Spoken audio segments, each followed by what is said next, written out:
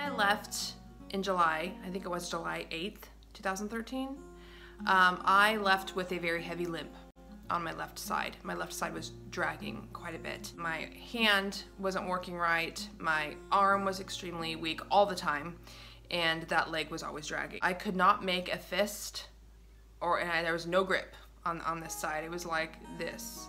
That was the best it ever got. Simple tasks like showering, definitely washing and drying my hair, brushing my teeth, holding my cell phone, writing, typing, all of that were absolutely compromised, if not impossible, for years. Going in, that's where I was at. I was a one-finger texter and typer during that time, so it was like when I texted and I typed, it was literally with this hand and it was with one finger all the time. Getting clothes on and off, any household chores, especially laundry, don't think about it until you're sick, all the steps that are involved. I mean, you have to sort it, you know, which you need to use your hands and your arms. You have to carry it, load it, you know, start the washer and then pull it from the washer, put it into dryer, then pull it from the dryer and take it, and you gotta fold it and then you gotta put it away.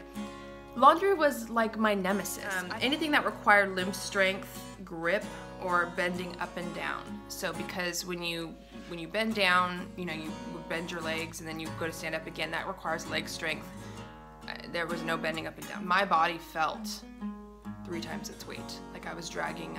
We used to say that I felt like there were bricks tied around all of my limbs and I was just dragging my body everywhere I went. It was to sit up from a laying position, to stand up from a sitting position, to put one foot in front of the other was just nothing but effort. Nothing was without effort, ever. I could not lift my hands and my arms over my head, and any kind of excessive walking, so grocery shopping for one, was if I could go to the grocery store, if I could do that in a day, I called that a good day. I mean, that to me, and I enjoy.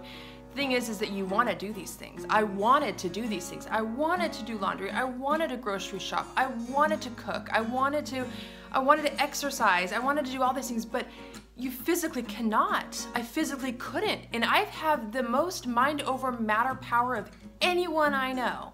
And I could not bring my body to cooperate with what my mind wanted it to do. It was something that I'd never experienced before because I'd been through so much and I'd been able to manipulate my body before, and this just wasn't ever going to happen with this illness. I had to take, you know, breaks after anything I did. Everything I did, I had to take a break afterwards. So if I did manage to, let's say, unload the dishwasher, there would be hours after that I would have to spend recovering my limbs from that, because that's a lot of taking things out, putting it away, taking things out, putting it away, and then breaks in between too. So like I might unload the top rack and then have to sit down and like let my arms rest and then get up again to try to unload the bottom rack. I remember that going to church every week was my one major outing, that and doctor's appointments, but church was my one major outing each week where I actually would pull myself together and spend the time to put on some makeup if I could. Not always. Tried to put on something from my closet, you know, because, you know, I lived in sweats. It was the one time of the week where I actually left my house feeling human, was Sundays, every Sunday. There was a lot of times I did have to go in a wheelchair to church, but you know, it was important enough for me to do. And I wanted to do it for my kids too. I wanted to you know, make a point to still let life go on in some respects. However, I could do it even if it meant being in a wheelchair. Going into treatment, my cognitive function was extremely poor. I remember saying a lot that words felt slippery to me. Like I could hear the information coming at me. Like if you and I were having a conversation, I could hear what you were saying to me. I would forget it moments later. Like I could hear it, I would absorb it, and then it would be gone. So it was literally in one ear and out the other. The words felt slippery, like I couldn't hold on to them, my brain couldn't hold on to them. I had these cognitive declines going into treatment that made it very hard to communicate. It felt like there was a bug in my software, that's how it felt. Also, this memory loss. I remember I'd forget things like unloading the dishwasher. I would forget where things went. So like maybe I took out a Tupperware lid and I couldn't remember where my Tupperware lids went. Stuff like that. Like it would freak me out. And I'd forget my address a lot. I forgot my address.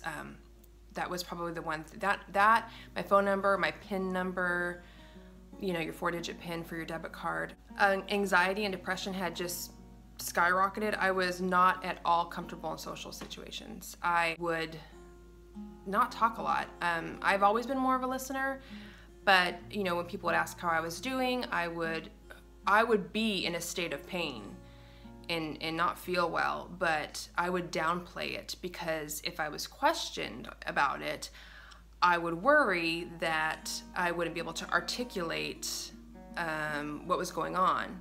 And that was a true fear of mine, because I had such problems with cognition and such problems with articulation. And that is something that I'm obsessed with. Words. I love words, and if I can't use my words, that is a big source of anxiety for me. So I didn't pretend I didn't have symptoms, but I would play them down in order to not be questioned too much about them, because I wasn't sure I could articulate myself correctly.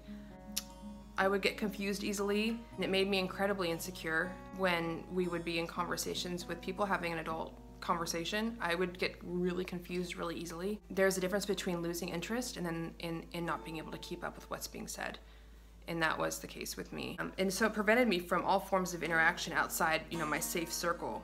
I had severe sensory sensitivities, and I would be just drained by noise, and it would just evoke all of this nerve pain. So, you know, kids' birthday parties, I was notorious for just sending my husband to take my kids, because it would be so painful, so physically painful, and mentally and emotionally and psychologically and everything just draining upon me. It's not your normal, like, oh God, I gotta go have a drink after that party. It's not like that. It was like I could sleep for 5 days, that kind of feeling afterwards. Not normal. Any form of massive stimulation, like sensory stimulation or exertion, caused me these relentless tremors, the shaking that I talked about in my first video. So I would shake for days on end if, you know, like for example, after like a birthday party. I want to read to you something that I wrote when I was writing my notes for this.